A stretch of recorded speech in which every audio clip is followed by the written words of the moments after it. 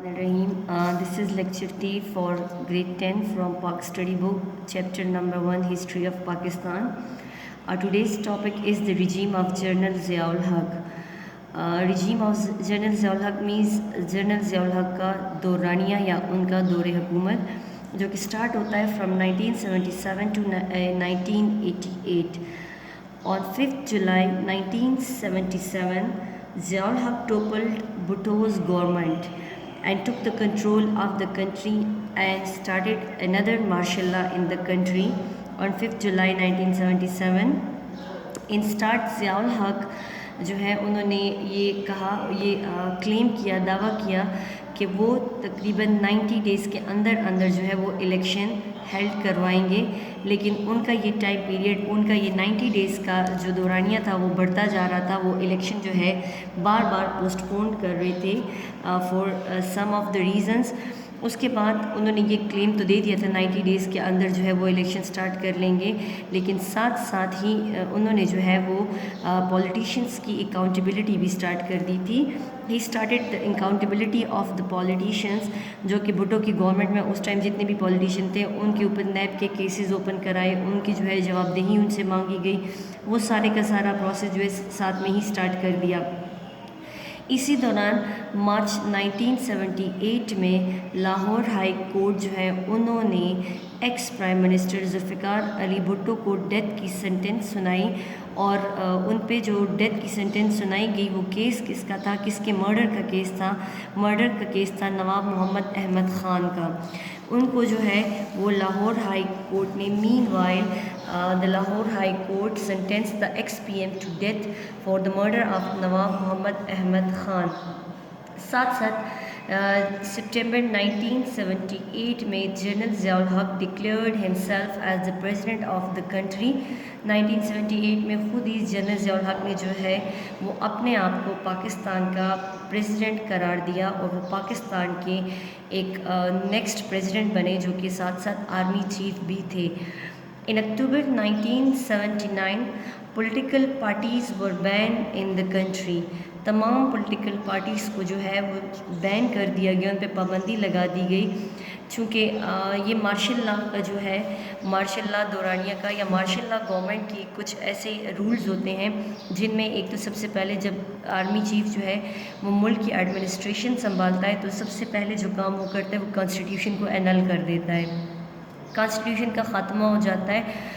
Martial law का मतलब ही जो होता है वो क्या है कि आर्मी का रूल उनका अपना रूल चलता है। तो उन्होंने उसके अलावा तमाम पॉलिटिकल एक्टिविटीज़ को भी बैन किया, तमाम पॉलिटिकल पार्टीज़ को भी बैन किया, और ये मार्शल लॉ में ये चीज़ें बहुत कॉमन होती हैं, ये मस्ट होती हैं। तो उन्होंने भी आते साथ ही जो काम किया उनमें एक ये था कि he banned all the political parties in the country. And the other important thing was that he annulled the Constitution of 1973. 1973 के Constitution को भी एनल किया गया, ख़ात्मा किया गया उसका भी, चूँकि अब आइन अगर चलेगा तो फिर डेफिनेटली आर्मी चीफ तो गवर्नमेंट नहीं कर सकता, फिर मार्शल लॉ तो नहीं रह सकता, इसलिए आइन का ख़त्म होना ज़रूरी होता है मार्शल लॉ में। सो उन्होंने आइन का ख़ात्मा किया, पॉलिटिकल पार्टीज़ को बैन किया, पॉलिटिकल एक्टिविटीज़ को ख़त्म किया, यानी जलसे जुलूस ख़त्म किए, और ये हर मार्शल लॉ में होता है, ये सिर्फ इसमें नहीं था, ये सेकंड टाइम पाकिस्तान की हिस्ट्री में मार्शल लॉ लगा था।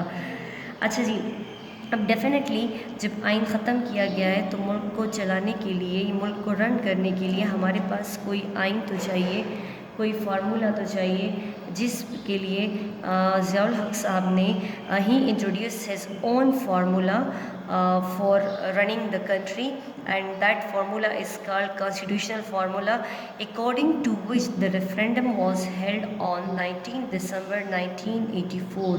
उसी फार्मूला के अकॉर्डिंग 19 दिसंबर 1984 को जो है वो इलेक्शन हेल्ड करवाए गए, and the referendum was won by definitely General Ziaul Haq, and he was declared the president of the country for next 5 years. वो अगले 5 साल के लिए जो है वो पाकिस्तान के प्रेसिडेंट बन गए, और उसी क्योंकि अपना फार्मूला बनाया, अपना आइन बनाया, अपने आइन के अकॉर्डिंग रेफरेंडम करवाया उसमें था। And what is referendum? Actually referendum is a kind of election जिसमें वोट में जो है वो आपसे राय मांगी जाती है, ओपिनियन मांगा जाता है, जिसमें आपने येस اور نو میں جو ہے وہ آنسر دینا ہوتا ہے، اس کو جو ہے وہ اسٹیم لگانا ہوتا ہے۔ تو ریفرینڈم میں جو ہے وہ ضیاء الحق صاحب جیت گئے تھے 19 دسمبر 1984 کو اور پاکستان کے پریزیڈنٹ بن گئے۔ اس کے بعد انہوں نے he introduce the non party election in the national assembly and the provincial assembly as well. انہوں نے نیشنل اینڈ پروونشل اسمبلی میں جو ہے وہ الیکشن کروائے، بٹ نان پارٹی الیکشن تھے۔ وٹ ڈز نان پارٹی مین؟ چونکہ پارٹیز کو تو انل کیا گیا تھا، بین کیا گیا تھا، اس لیے آزادانہ طور پہ جو ہے وہ الیکشن میں حصہ لیں گے۔ جیسے آزاد امیدوار ہوتے ہیں تو تمام لوگ آزاد امیدوار کے طور پہ جو ہے وہ نیشنل اسمبلی کا الیکشن لڑ سکتے ہیں اور پروونشل اسمبلی کا الیکشن لڑ سکتے تھے۔ کوئی پارٹی اس میں نہیں تھی یا فلاں بندہ اس پارٹی کے نہیں، پارٹی بیس الیکشن نہیں تھے، بس آزاد امیدوار تھے سارے کے سارے۔ وہ الیکشن ہو گئی۔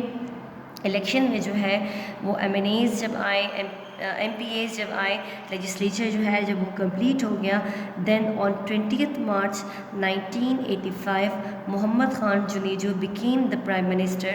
تو انہوں نے کیا کیا، محمد خان جنیجو اس ٹائم ایم این اے تھے، نیشنل اسمبلی کے ممبر تھے، ان کو ضیاء الحق صاحب نے جو ہے وہ پاکستان کا نیکسٹ پرائم منسٹر جو ہے وہ بنا لیا اور وہ پاکستان کے پرائم منسٹر بن گئے۔ یہ آپ کے پاس جنرل ضیاء الحق کا رجیم جو ہے اس کا شارٹ انٹروڈکشن یا بیک گراؤنڈ ہو سکتا ہے، کیونکہ اس کا جو مین ٹاپک ہے وہ ہمارے پاس نیکسٹ ہے efforts for the enforcement of Islamic laws, کہ اب ضیاء الحق صاحب جب گورنمنٹ میں آتے ہیں یا وہ عہدہ سنبھالتے ہیں تو انہوں نے کیا کیا ایسے ریفارمز کرائے، کیا کیا ایسے اقدامات کرائے کنٹری میں جس سے وہ کافی فیمس بھی ہو گئے تھے۔ وہ انشاءاللہ تعالی ہم لیکچر 4 میں ڈسکس کریں گے۔